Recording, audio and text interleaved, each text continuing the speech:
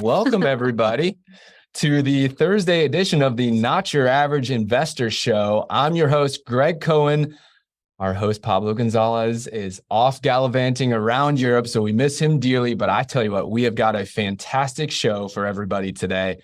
Super excited to have a guest here who has been a friend for a long, long time. Somebody that I remember our very first conversations when he began to invest with JWB. So I'm going to be introducing Michael here in just a minute here. But before I do that, I want to say welcome to our entire Not Your Average Investor community. It is incredible, the amount of incredible people that we have here on the show and in the audience. And y'all are here every single week. And I shared last week that you all are showing up more and more, and you're inviting your friends and your family. And we appreciate you all taking the time. We're up 40%. Our attendance is up 40% compared to a couple of short months ago. And so I want to say thank you all for being here.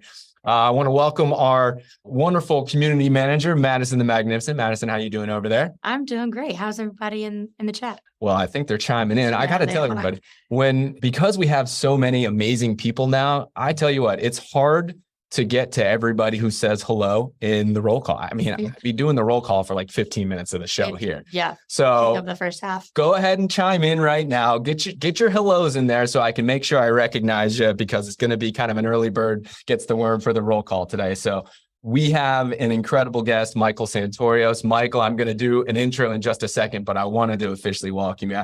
Thank you so much for being here. How are you doing today?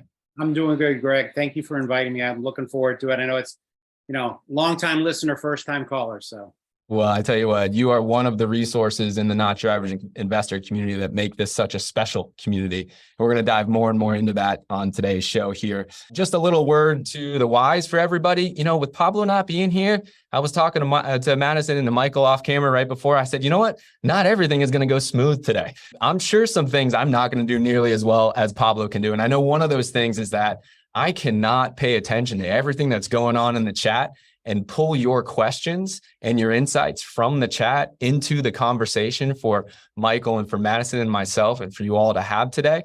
The best way to do that is to put your questions or your insights into the Q&A box rather than just do it in the chat. It's something that will help me help you and help us all have a wonderful show today. Beyond that, guys, we've got this Not Your Average Investor course that we have been talking about for quite a while. I wanted to share with you, we have over 250 folks that have enrolled in the Not Your Average Investor Guide, the smart way to invest in rental properties. Many of you here who are in the audience have already enrolled in the course. You got in early. And so if you're a member of the course, if you're enrolled in the course, if you've gone through the course, if you would just say something in the chat and say, did you like it? Yes, I'm enrolled in the course. It is something that Pablo, myself, my entire marketing and sales team has put together for you so that if you're a brand new investor and you want to get started, you don't know where to go, the best thing to do is to work with individuals and to learn from those who are just a little bit farther than where you are in this part of your career, your investing career. And JWB can be that partner for you. I own over 300 rental properties. Our company has bought over 3,000 rental properties. And we certainly can help you here. And we've done all that in this course. So I do want to encourage all of you to go to notyouraverageguide.com, and enroll in this course. I tell you, it is going to give you the confidence and the expertise so that you can take a step forward and start investing in rental properties, just like Michael and just like so many folks in our audience today. And I also want to encourage those who are listening live on the podcast. Join us live. Go to NYAIS.com.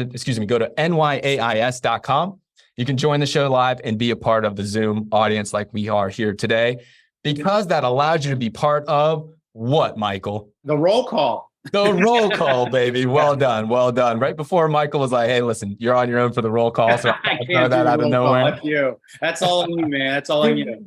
Oh, man. So we're going to run through the roll call here. All right. Let's see who we've got. We've got our leadoff batter, John Heading, saying good afternoon. We've got Jay Cohen, Big Papa. I love it when he calls in Big Papa. My dad, Jay Cohen's in the house. Good to see you, my friend. We've got the ringmaster, Andrew Barnhill, saying hello. We've got the touchdown maker, Shannon Baker from JWB's team, saying hello to everybody. Good to see you, touchdown maker.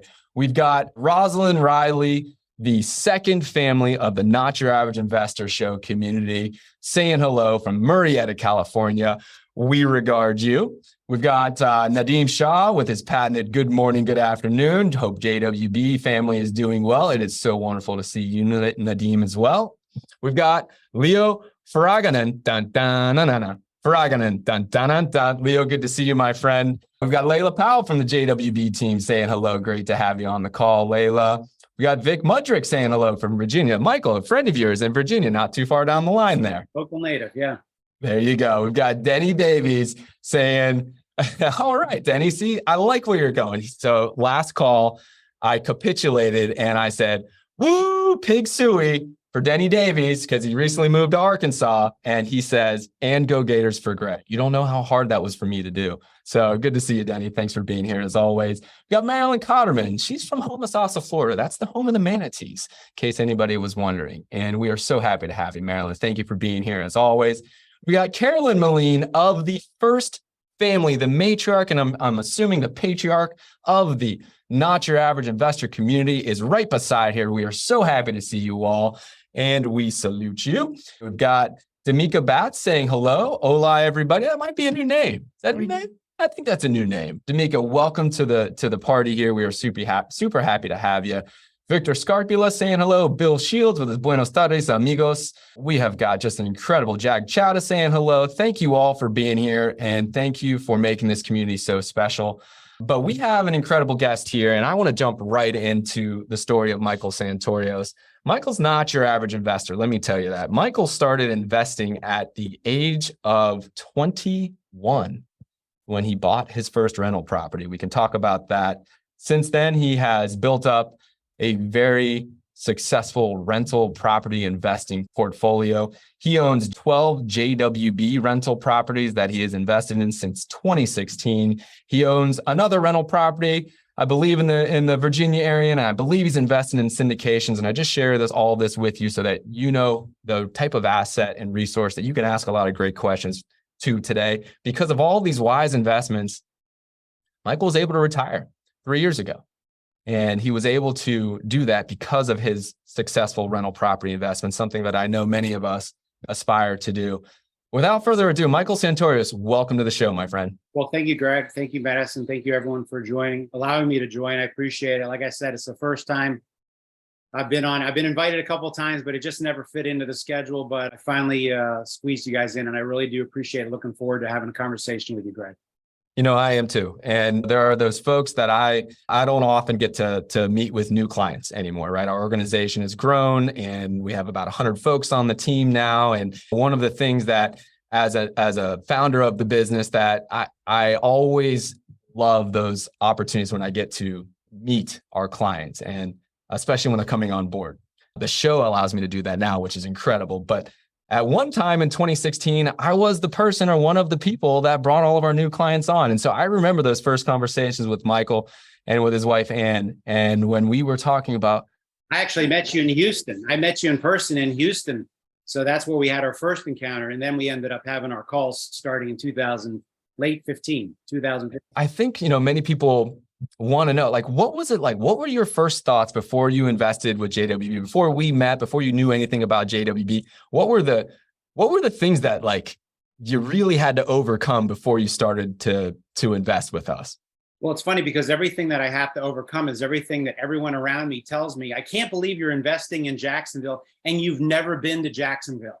And I always say, well, you own stock in Tesla. Have you ever been to Tesla? Have you ever sat in on a board meeting at Tesla? You kind of buy off the numbers. And having been in real estate most of my life since 21, I've always been extremely hands-on.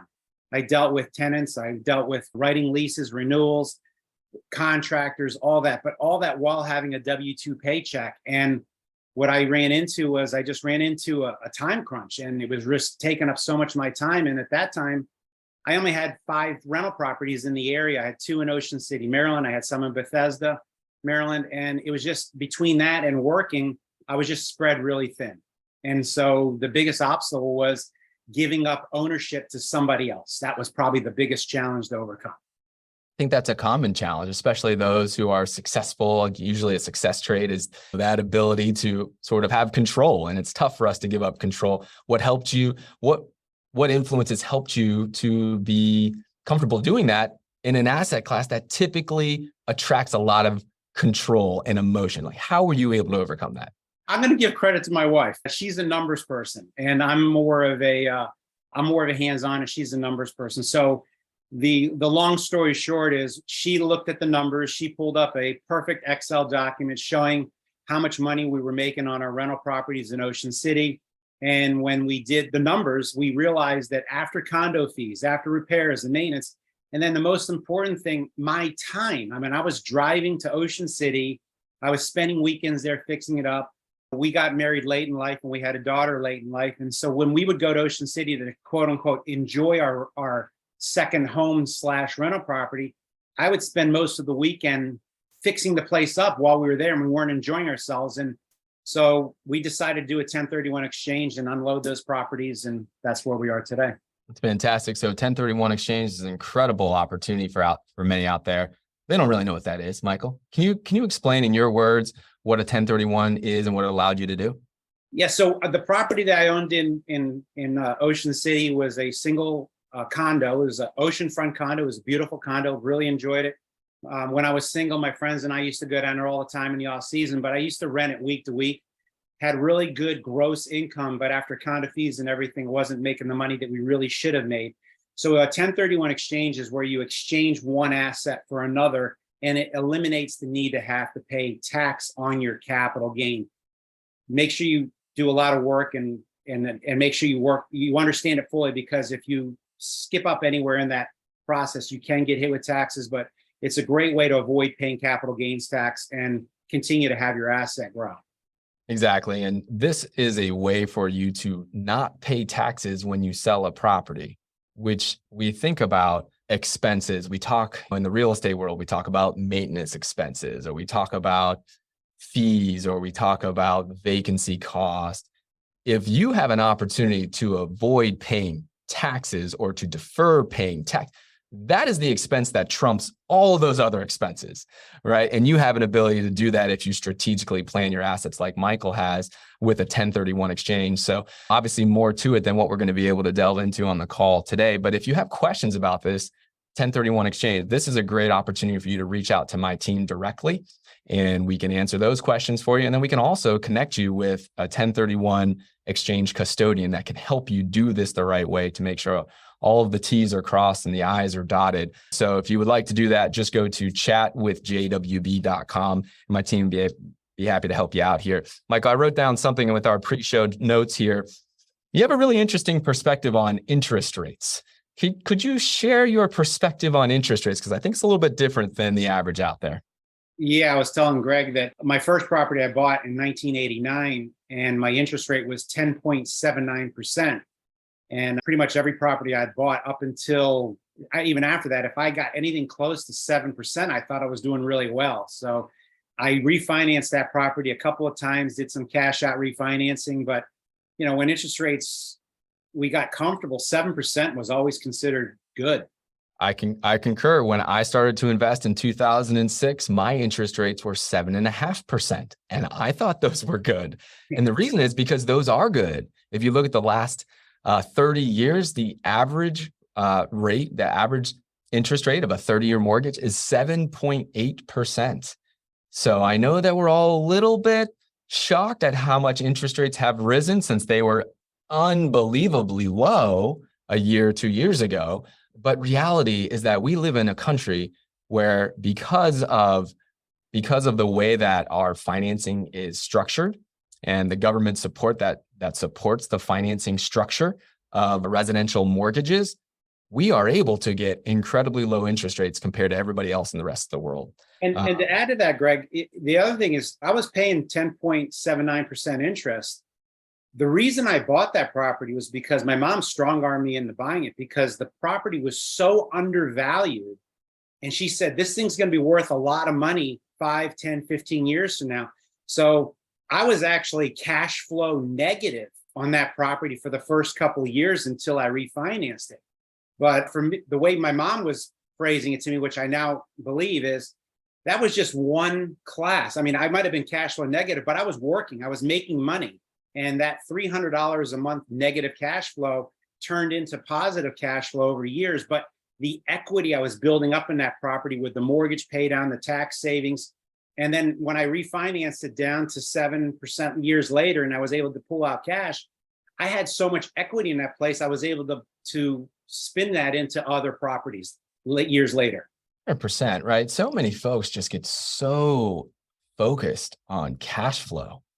And the reality is, like, guys, we're talking about like $25 a month of positive cash flow, $100 a month of positive cash flow if you're lucky somewhere in the country where you don't have great management in place. Even if you get positive cash flow, it's not like it's going to change your life like Michael's life has been changed, right? Michael did not focus solely on cash flow when he got into real estate. He focused on 5 profit centers.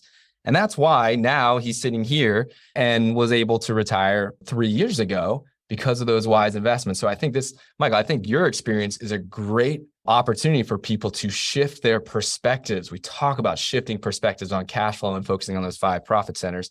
I mean, where do you think you'd be if all you focused on was cash flow in the beginning? I would have never bought that first place, which means I never would have gotten the second or the third place. I mean, I would have waited. Literally, Greg, what I would have done was I would have waited for the numbers to quote unquote make sense. But, again, my mom said, this place is $79,000, but I ended up selling it for $275,000. So I made $200,000 in income on capital gain on that. But because of a 1031, I paid no tax on that $200,000. Brilliant. It's brilliant. And that's the thing, right? In the stock market, we talk a lot about stock appreciation, right? And we say, oh, geez, I can't wait for this stock to go up. I can't wait for this stock to go up. We don't talk at all about cash flow in the stock market. People aren't saying, listen, I'm not buying this stock because it doesn't give me enough cash flow. I can guarantee you that. But you flip the script to real estate and rental property specifically, and the consistency of home price appreciation over market cycle is uncanny. It happens every market cycle. It is like death, taxes, home price appreciation over 10 to 20 year cycles. But for some reason, people are like, I don't want to pay any attention to home price appreciation. I just want to focus on cash flow. I don't want to throw this asset class under the bus because it doesn't give me enough cash flow. What do you think about that? Are people crazy out there, Michael? I think people are crazy. And anyone that's interested in real estate, obviously the Bible, the master of it all is Robert Kiyosaki. His quote is, it's not how much money you make, but how much money you keep. How hard it works for you and how many generations you get to keep it. And that was my goal. My goal was to create generational wealth.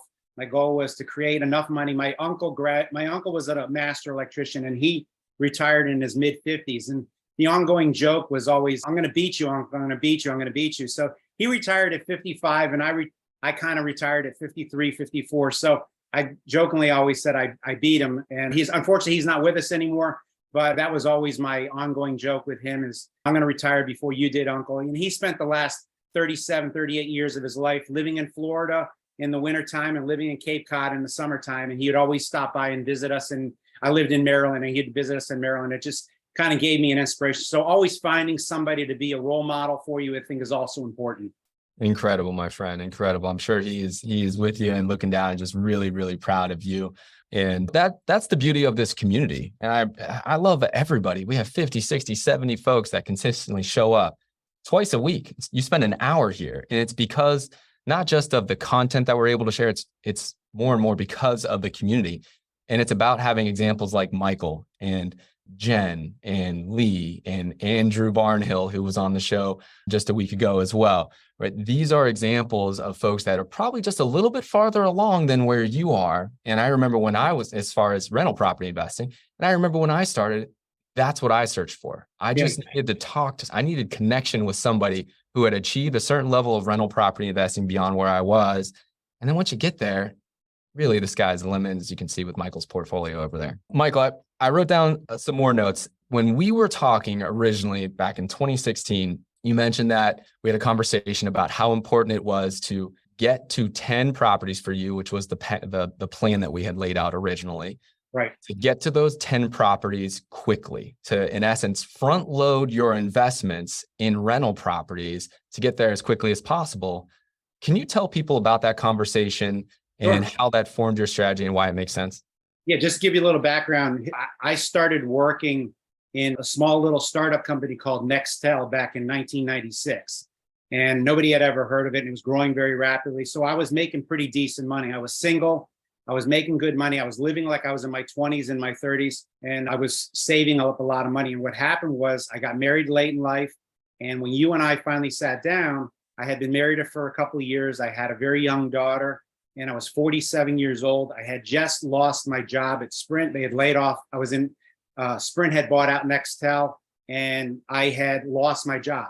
And I knew at 47 years old, starting a new career was probably not in a lot of people's plans. And so I figured, what could I do to replace the income I had using the assets I had? And so I looked at what we owned as far as the real estate I had accumulated over the years, how we could switch that over to future cash generating income. And so when you and I sat down, you said, how much money do you need? And when do you need it by? And so the plan was, I was looking for 5 to 7 years out. I think I had said 10 years at the time with you. And so the plan was, let's get to 10 properties as fast as possible. Then you can work to pay down those mortgages over the next couple of years. That will increase your cash flow. The rents will go up and over the next couple of years. So by the time you're ready to stop working, the majority of those properties will probably be paid off because at the time, both my wife and I were still working. And it worked out really well. You completely underestimated the income that those properties were. I have to say, unfortunately, you were wrong. I was. The properties went up, the rents went up a lot faster than what you had initially anticipated. So thank you for being wrong.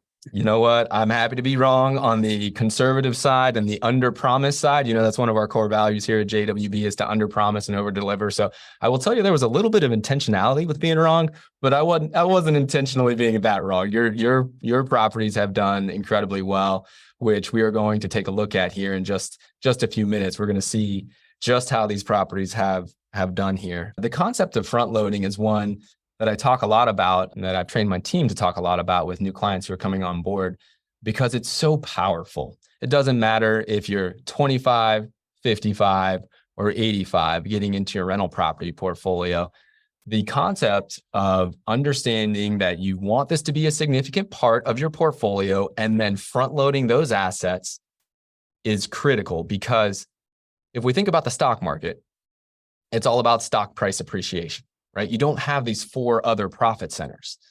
But in rental properties, you still have home price appreciation. You have that home price appreciation, which happens, which when you couple that with leverage is actually better returns in the stock market, little sidebar there. But what you also have are these 4 other profit centers. And the reason that front loading is so important is because these other profit centers are like a fine wine. They get better with time, right? Your tax savings improves over time. Your net rental income improves over time because your rents go up like Michael was talking about. Your principal pay down improves over time. And inflation hedging and inflation profiting improves over time because we live in an inflationary economic system. And as inflation happens, it gets easier and easier for you to pay your loans down over time. So that's really why front loading makes so much sense. It's because you've got these 4 other profit centers that all do better the longer you're in. So if you're thinking about this and you're saying, well, should I jump into real estate and how much should I jump into it? I would take a long-term view and understand how much do I really want real estate to be in my overall portfolio? And when you understand that, get there as quickly as possible. And when you get there, you don't have to buy more, right? You can be like Michael. We started out thinking it would be 10, it became 12. But if you just said, I want to get to 10, then you could start to backfill some of these other investment strategies that are important to you. You can put more money in the stock market later on, or what have you, bonds or whatever it may be. But they just don't have that same upside of front loading as rental properties does. Maybe we'll do a show more on that and put some numbers to it later on. Would you agree, Michael? No, I agree. I think everything you said is exactly what you told me back in 2016. And I felt like I knew it all. And obviously meeting you, Greg, was a great wealth because of the education.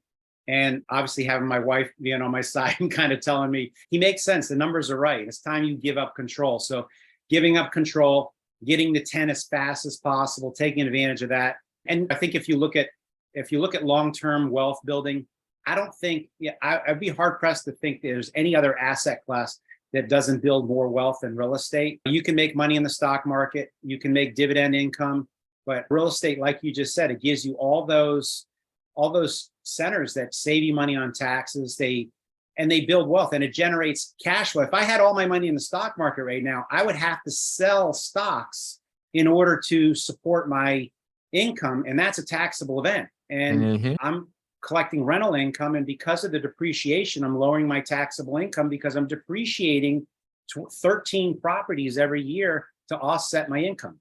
Yeah, that's a point I haven't really hit on. But if you build your strategy based on this idea of a huge pile of money that you need to retire, and then you're going to sell stocks in order to support your lifestyle later on, there's tax consequences that come with that. Unless you have a Roth IRA. But if you're a high income earner, you can't put that much money into a Roth. The good news is that you can do a Roth. The bad news is if you make a lot of money, you can't. And then once you start pulling that money out, it's all taxable.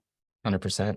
Man, so many good show ideas coming from this, Michael. I appreciate you, man. There's no doubt that you're one of the shiny just success stories for us. And it's beyond just the numbers that we're going to talk about. It's kind of who you are. I mean, I really enjoyed getting to sit down with you and Ann a long time ago. And thank you. Well, and you all just thought so differently. It's fine. It's kind of like when I remember in the early days, and we'll call 2016 one of the earlier days, right? I remember I would sit down and we have over 1,600 clients now. I've probably talked to 30,000 potential investors out there over the years, but there are some conversations that I have that it's not just like, wow, I can't wait to bring this client on. It's like, I want to find more Michael and Ann Santorios out there. Yeah. And from a marketing perspective, how do I find this type of person over and over again? Because when we have this type of belief, we believe the same thing when it comes to this asset class. Not only can we make a lot of money for you, but we can just have a wonderful client experience. And that's what it's been for us. So thank you. I appreciate it. Yeah. And I, like I said before to you offline, is I've spoken to a lot of potential JWB people coming on board. Some came on, some didn't.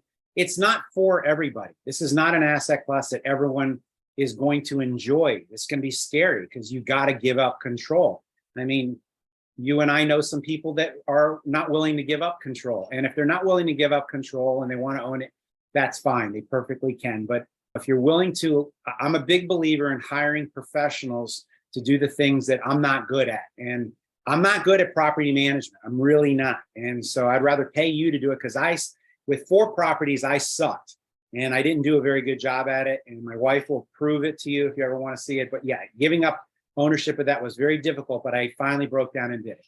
Yeah. Well, the interesting thing is it is really tough for people to give up control when it comes to real estate. But what I try to remind people is if you invest in the stock market, you likely have given up control and you probably have found success doing that as well. So we got to break down this idea that you can't be successful if you give up control.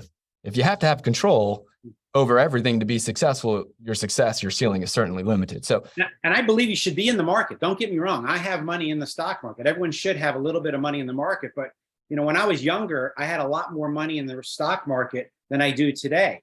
Unfortunately, I just turned 56. I don't have time on my side like I used to. I lived through the dot-com crash. I lived through 98 when the market crashed back then. I lived through the real estate crash 2008, but I had time. I was still making money working. Right now, I'm like, well, wait a minute, I'm getting older. So I start slowly pulling money out of the market over the last couple of years.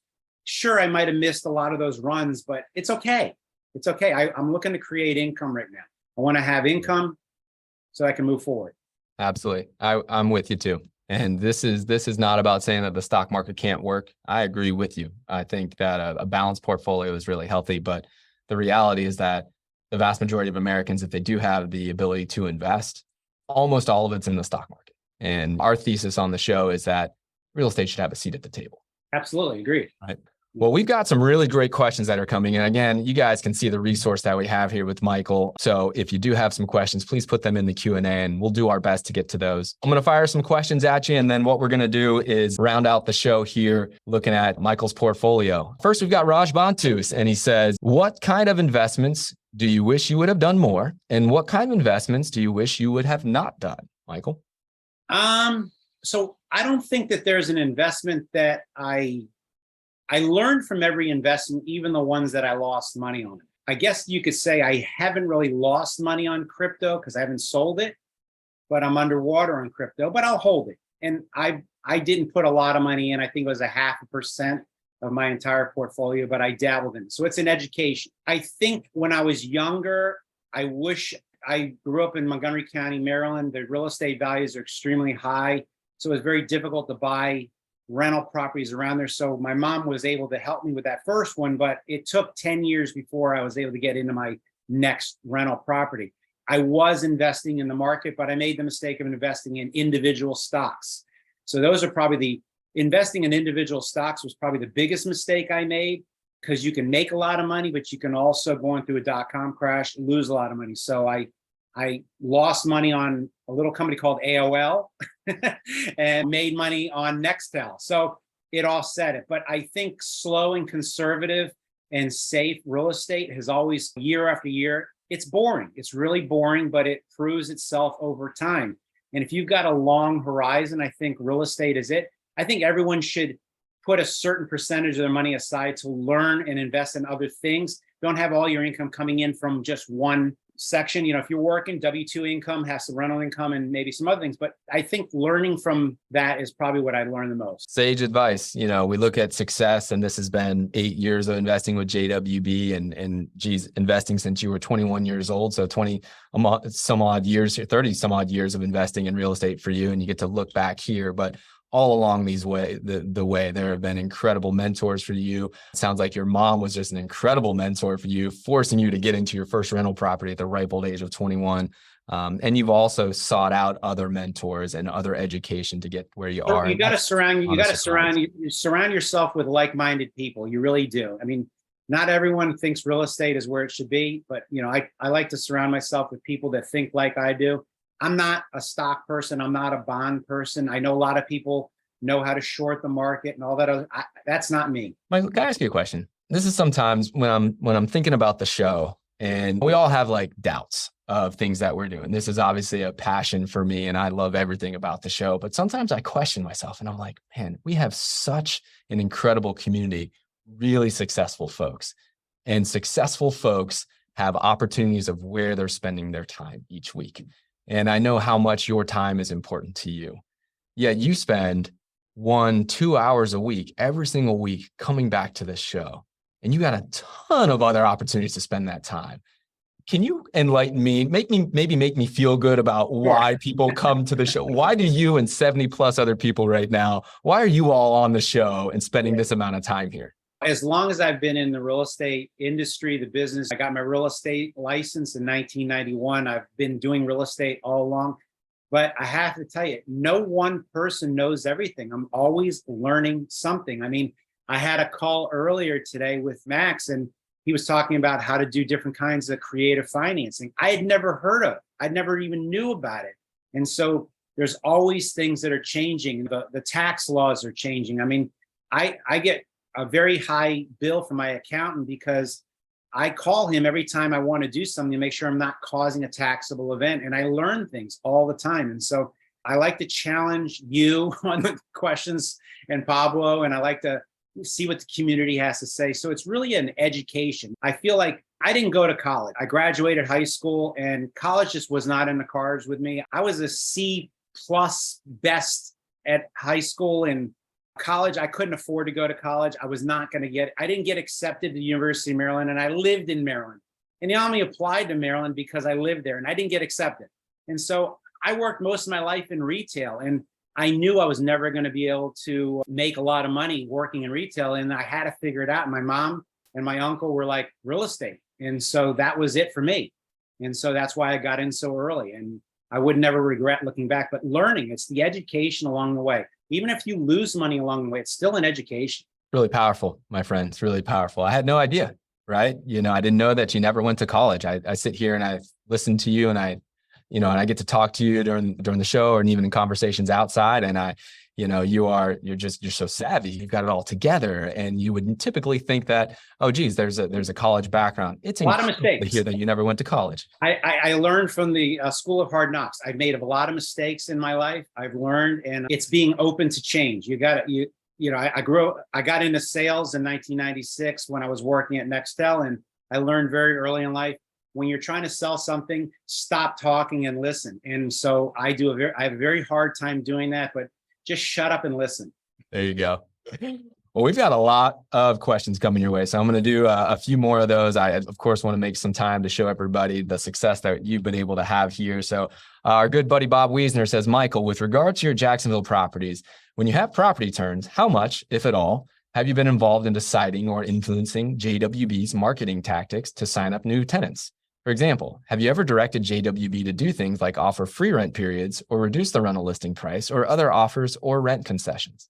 If so, were such marketing requests well received and implemented by JWB?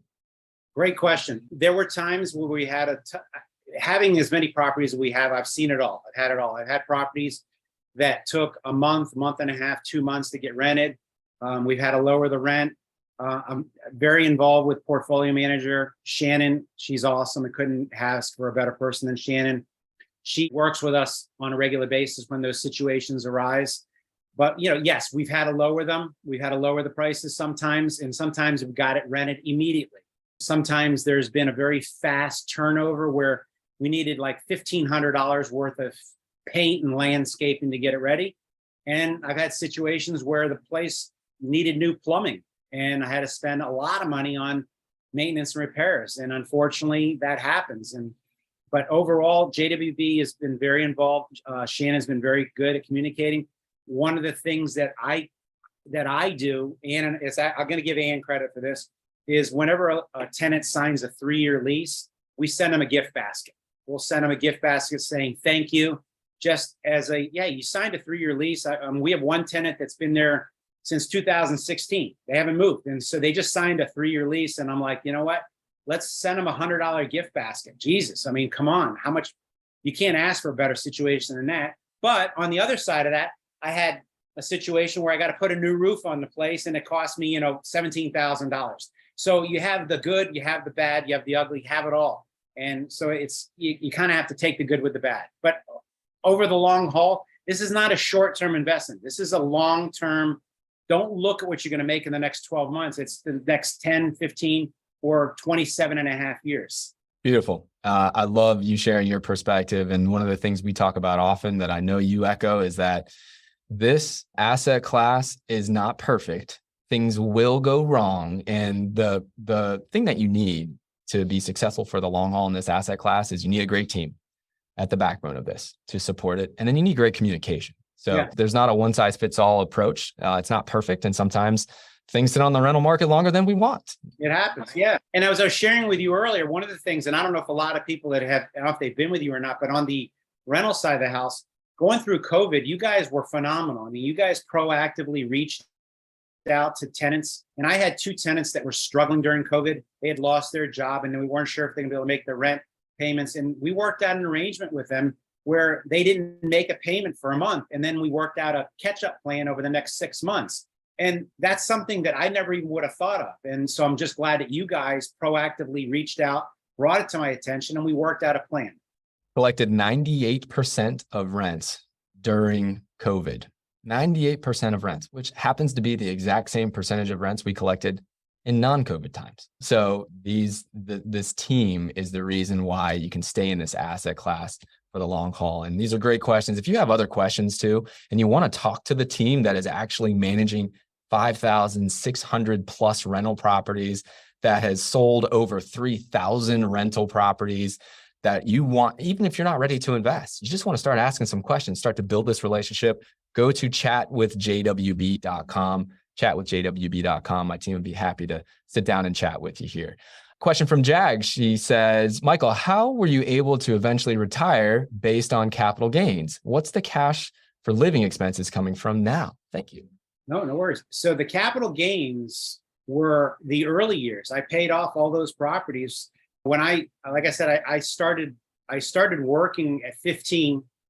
And when I got my job at Nextel, I went from making $35,000 a year in retail. I used to sell ladies' shoes at Nordstrom, and went to making $75,000 at Nextel. And then, of course, when Nextel took off, I was making really good money. But I never stopped living like I was making $35,000, $40,000 a year.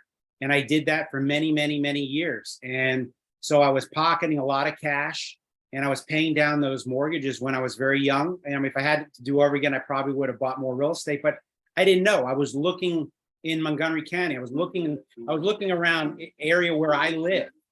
And basically what happened was I decided that was, whoops, sorry about that. I decided that was not the path for me. I was not going to invest in the area where I live. The property values were way too expensive and I didn't make enough money to justify it. So I just paid off the principals on the properties I had. And so by the time it came time for me to do my own converting those properties into 1031 exchanges, it was years and years later where I had a ton of equity in there.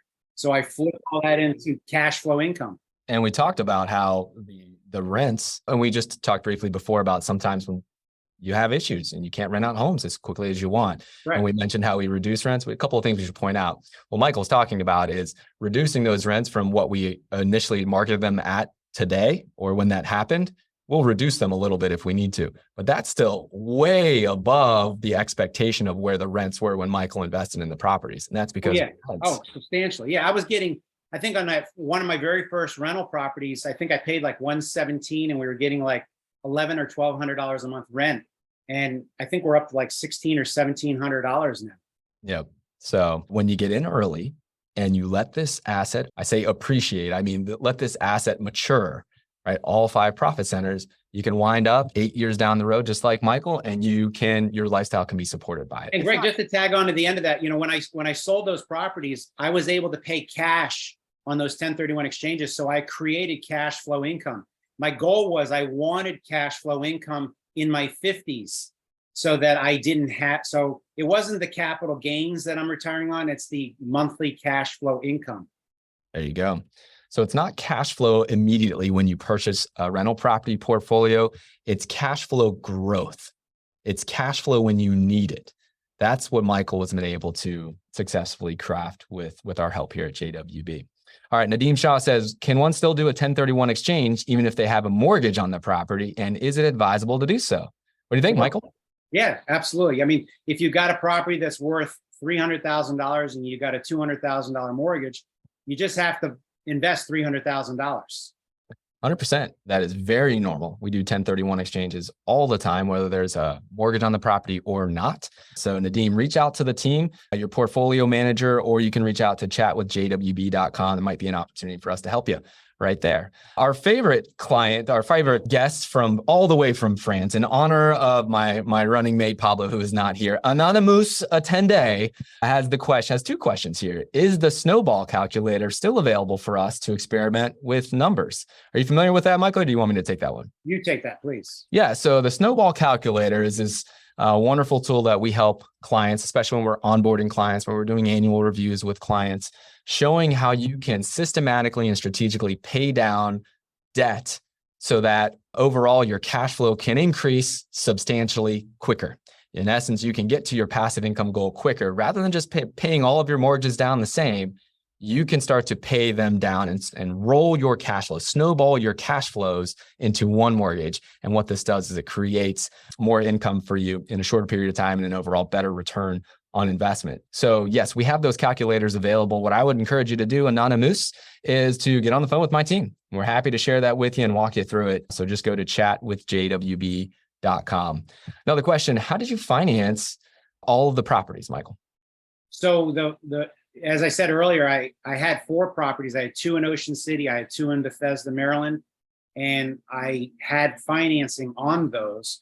But over the years, like I said, I was making a lot of cash on a monthly basis. I was paying those properties down aggressively. And so over a small period of time, that snowball, I paid all those properties down and those properties were paid off. And so when it came time to get the properties with JWB, I had a lot of equity that I was able to move in. So I only financed 6 of the 12 properties. Well, that's a great segue, Michael, for us to take a look at your client journey, where we're going to see a brief outlook of the assets you have with JWB and how you did it. You ready to jump in, my friend? Boy, thank you. All right. Right now, we should be seeing Michael's client journey here. And the first thing you see are Michael's 4 of his initial purchases here. All right, I see some thumbs up. I appreciate all that. That's really great, guys. So Michael, these were your first properties in 2016. And when you mentioned you bought your first ones for somewhere around 100 and some odd teens thousand, right? I'm sure you were talking about this one on Deepwood right off the bat. Is that right? Yeah. That was the very first one I picked up back in 2016. And then we just kind of were testing the waters with you guys back then just to see what it was like. And things obviously worked out well right out of the gate. So we moved forward with a couple more. There you go. And you bought those in cash right off the bat, right? Yeah, Just I like did. Yep, I sure did. So then moving forward here, the next 4, and these weren't all in tranches. You can see these were purchased in 2018, and then 3 in 2019. We had a mixture of cash and some finance property. So why'd you go from straight cash? I got 5 of them in 2019, I believe. Oh, is that what it was? Okay. Yeah. Why'd you incorporate the financing at that point? Because at that time, being in the industry that I was in, I got approached from one of my former friends who was working at Sprint with me that got a new job, and he asked if I wanted to go work there. And I said, hey, why not? So I said, let me go try my hand at a new company. I started working there.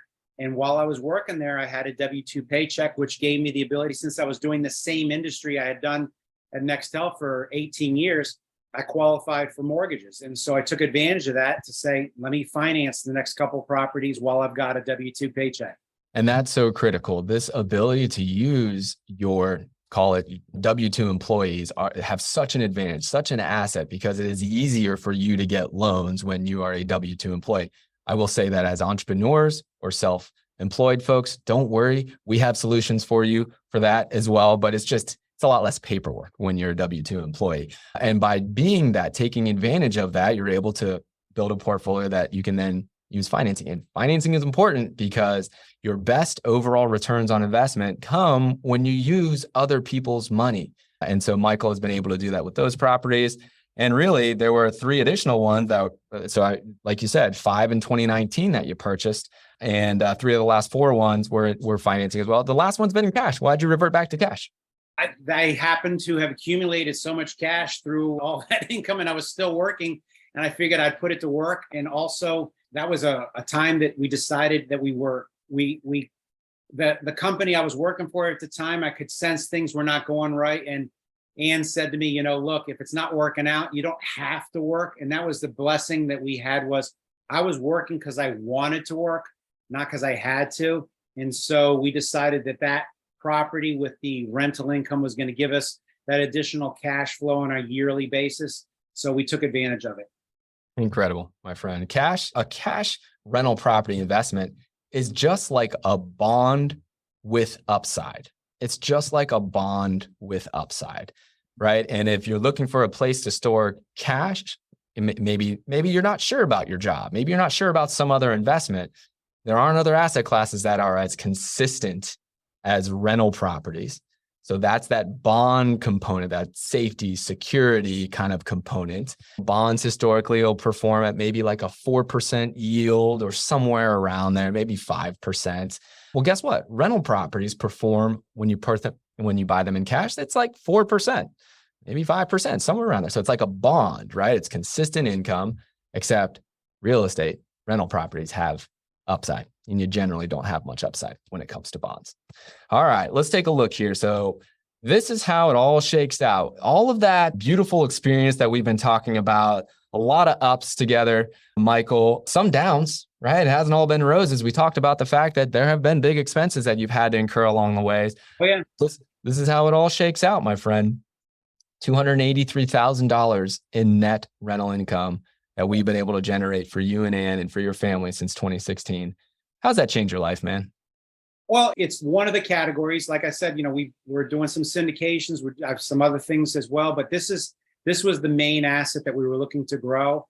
This was the reason I felt that we were able to pull the plug and decide, you know what? I want to spend time with my family. My mom's older and I get times with her. I've got a young daughter who's 13 and she's only gonna be 13 once. And so I figure I'm going to spend as much time with the both of them as I can, because I can. Nothing more powerful than that for me. Folks may ask, why do I do what I do? Why do I love rental properties so much? I can tell you, it's not because of the property. I haven't seen one of my properties that I own in years, probably a decade. I don't know the last time that I went to go and see one of my property. I don't derive value from the property that I own. It's because of the time ownership. And Michael, that's what I hear about with you. We started the conversation off before camera where you shared with me that listen, you feel blessed because you're able to spend that time with your daughter. Right. No, you're 56 years old. You have the ability to call your own shots. It's that time. And then you mentioned your mom as well. What value could you possibly put on that time? That's the one thing that no matter how much money you have, you can't buy time. And so that's the one thing that I realized early in life. And so that's why my goal was just like my uncle, he spent the greater part of his older years in retirement, spending time with family and friends. And, he helped me along the way. He was the big inspiration for me as well. And so hopefully someday I can pay it back and pay it forward to somebody else to help them achieve what I've been able to achieve. Because like I said, I feel very blessed to do it. So that's why I'm always willing to answer a call or talk to anyone who's open-minded. Well, I think you're accomplishing that right now. I know that the folks who are here watching live and those who will hear about this on the podcast and the various forms of replay, you are that type of an inspiration to those folks as well. In fact, for those who are watching, geez, we have 60 folks that are here on the call. You wouldn't mind, just tell Michael what a great job he's doing in the chat. Give him some love. It's not easy to do this, but this is the type of inspiration that I know I needed when I started back in 2006, and I'm sure it's there for you all as well. Talk a little tax savings. I love tax savings. Do you love tax savings? One thing you can't avoid is tax and death. And so you do everything in your power to avoid tax as much as possible and death. So staying healthy and trying to reduce your taxable income is two very valuable things. 100%, 100%. You know how to do it in many ways that others don't. Call that a 1031 exchange, which is just an advanced strategy of tax savings. That's not even taken into account if you would implement, further 1031 exchanges. This is just reducing the taxes that Michael has had to pay on the income that he has earned through his rental properties. Saved almost $35,000 in taxes that if he had earned the same amount of income in bonds or even in dividend stocks, he would have paid 35 grand more in taxes. So congratulations for that. Principal pay down. Now, a lot of your portfolio is owned in cash, which is incredible. When you own properties in cash, though, you don't get the principal pay down because there's no loan in place. So you've generated over $50,000 of returns by your residents paying your loans down for you. I feel like that is often mislooked or overlooked by investors out there. Do you feel like people really get how monumental principal pay down is? I think people forget about it. I think the appreciation value of writing it off the property and the principal pay down of your loan. Those are two things a lot of people forget about. And like you said, they focus on only a small number of categories, not the big picture. 100%. And the big picture, if we talk about in terms of your overall portfolio, what has been the biggest driver of returns for you? Not cash flow. Appreciation. Home price appreciation. What are your thoughts on your home price appreciation, Michael? It's a nice number to look at. I'll tell you that. It makes you feel good inside. There's equity in there with the principal pay down and with the wonderful appreciation of the Jacksonville real estate market, knowing that should I need to tap some capital somewhere sometime, I can borrow against it. And one of the nice things about borrowing money is interest is tax deductible. Yes, where if I owned stocks, I would have to sell them, which is a one-time taxable event, and it's gone. Yes, it is. Yes, it is. It's funny.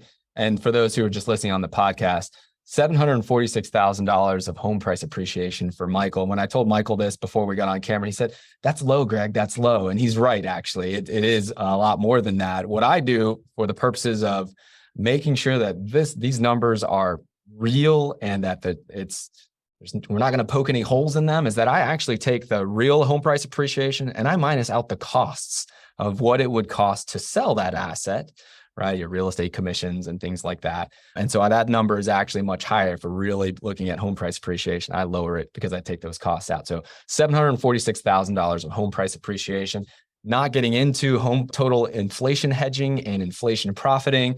Listen, our CPI has come down recently. We're all big fans of that. But the reality is that inflation is still here. It most likely will always be here. And real estate is an asset class that you win in inflationary times. So unless you think that there is not going to be any inflation at any point, call it 2% or 3% for the consumer price index, you still are going to benefit from inflation hedging and inflation profiting in this asset class. No, great. All right, my friend. So now we get to take it the take a look at the big picture here. And we look at this wonderful pie chart here, and we see the breakdowns of your total returns by profit center. And the biggest profit center, for those who are not watching live, is here and always is home price appreciation. I talk about it over and over. I say between 60 to 80% of your total portfolio returns will come from home price appreciation if you hold on for a full market cycle. And guess what, Michael? Yet again, your returns are largely 67% of your returns have come from home price appreciation. You have 25% that came from rental income. That's a little bit higher than what I would say our normal client is, specifically because you invested in cash, and the majority of clients invest with financing. Tax savings is nice, 3% of your overall portfolio, and principal pay down, a nice bump as well, a little bit over 4%.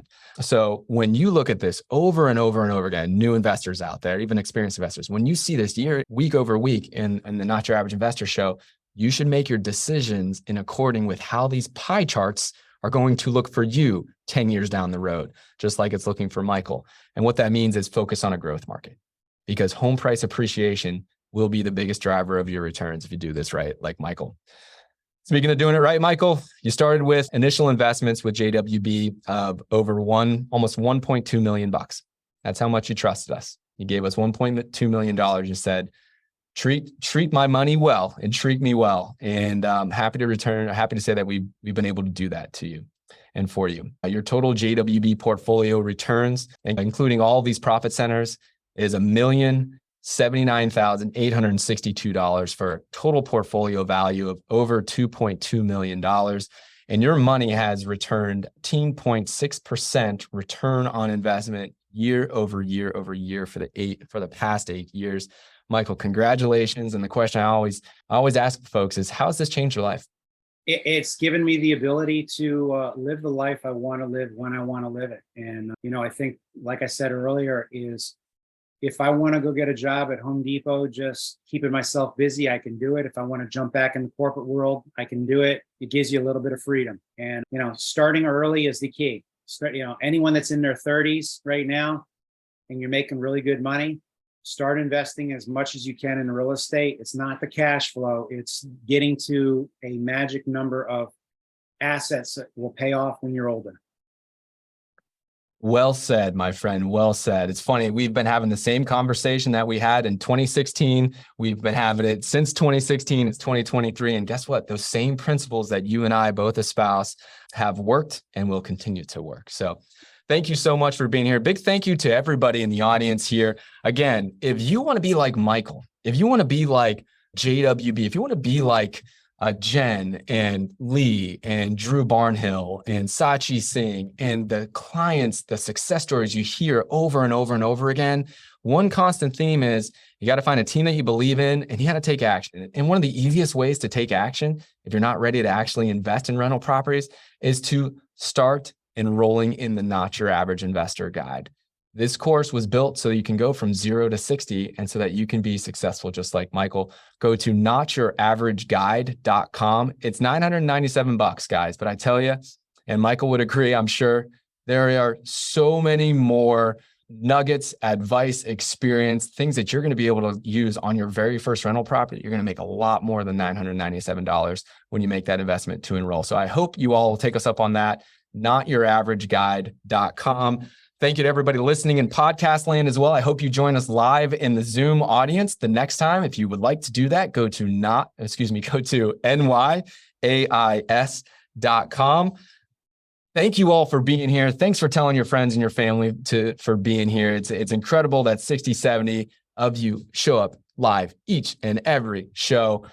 Madison, I think we did it, my friend. Thank you so much for holding it down with me while Pablo's been on vacation. I know we're excited to see him. And last but certainly not least, Michael, thanks for being here, man. Thank you for sharing your story. I really appreciate it. And, I'll put it out there. If anyone has any questions, feel free to reach out. And I'll be more than happy to help anyone with the advice that I've gotten from you over the years as well, Greg.